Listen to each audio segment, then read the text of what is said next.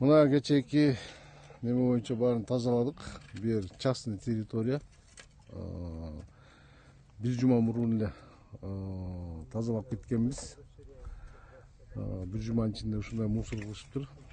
Бүгүн чыгып, кабар чыгарып, мусор баштап келип бүт тазаладык. Бул жер арендадагы жер 49 жылга 125 гектар жерди колдонот. Ошо политехнический деген.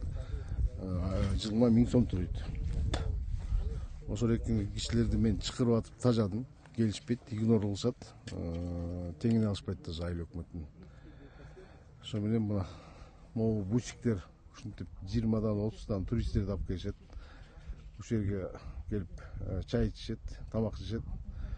Ошолордун эмесинен азыр участковый чакырдым. Ушулардан келип объяснение алып,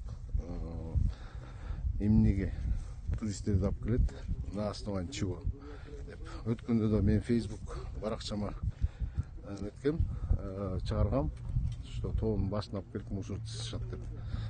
Бул частный территория. Бир жума, эки жума мурун ушул жактын баарын тазалап кеткенбиз. Анан ушундай мына жеңил машиналар, бутиктер, эс алган кишилерди алып келет.